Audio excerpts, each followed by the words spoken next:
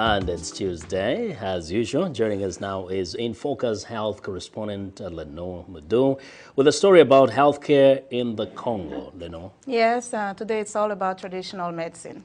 And during the 1990s civil war in the Republic of Congo, the war destroyed much of the country's infrastructure. So with few doctors to serve them, many people turned to traditional healers even for serious injuries. 14-year-old Juvelia Bongu suffered a serious foot injury in an auto accident. She still limps, but she says she is able to walk because of the treatment she received at a private clinic. Some soldiers took us to the hospital, but my injuries were too severe. For 3 days, I didn't receive proper treatment, so they wanted to take us to Pointe Noire, but my parents preferred to bring me here to Mama Bertholine. Bertholine Malombe is Mama Bertholine. She treats bone injuries at an improvised private clinic, mixing traditional healing techniques with modern methods. Mama Bertholine first disinfects wounds with Western medications, then treats them with Asian massaging techniques and herbal remedies. She also uses modern techniques she says she learned while training at a conventional hospital. Modern medical doctors are among those who doubt traditional healing methods. Dr. Sonny Benga says traditional healers are not able to give adequate care, and patients often end up using modern medicine. There's a number of patients that have been there, but eventually end up in the government hospitals looking for conventional orthopedic therapy. But many people in Congo and other parts of Africa have no other choice. The World Health Organization says there are only 2 registered physicians for every 10,000 people in Congo and estimates that 80% of the population resorts to traditional medicine. Lenore Mudu, VOA News. Well, joining us for more on this topic is calling from Pretoria is Professor Kensese Musanda. He's the Executive Director of Prometra South Africa. Welcome, Professor. Thank you. Welcome. We know that traditional medicine is an ancient practice in Africa and many parts of the world. Tell us about the case in South Africa as of today, how popular it is. Yeah, in South Africa, I think the government did a good effort, a big effort to put together the traditional healers. There are many associations of traditional healers. It depends where each province. They've got more than, I can say, 20 associations of traditional healers. But the government tried to put them together so that they can really contributing in the healthcare system.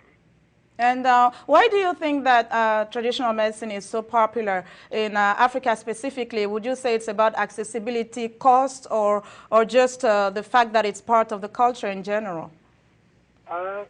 Traditional medicine is really, let's say, popular here in South Africa. That's because, as you know, we have in Africa in general, 85% of African population are seeking for advice, care, and treatment from traditional health practitioners. Here we call them, we don't call them like let's say, Western country, they call them in French, they call them guérisseurs, but here we call them traditional health practitioners because they don't like to be called doctors, or they don't like to be called, let's say, like some of the words that they don't like.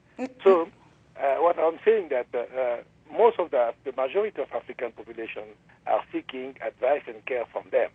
Indeed. And now tell us about this issue. There have been many concerns raised by some experts, some health experts, and in the media as well, talking about the limitations of this practice. There have been a case of President Yahya Jammeh of Gambia who said that he had found the cure for HIV/AIDS, and later on, some people claim that this was not true. Tell us about how this can impact the validity of traditional medicine. Yeah, the problem here is because many of the traditional healers are not really educated. and then they don't have a kind of treatment for virus.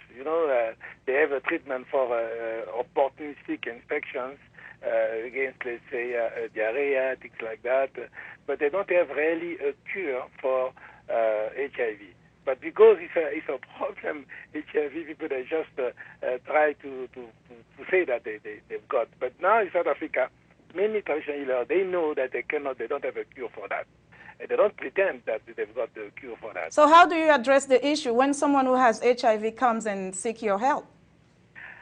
Normally, people having HIV before the introduction of the antiretroviral, they used to go to the traditional healer who try to, let's say, treat the opportunistic infection, not really the virus per se.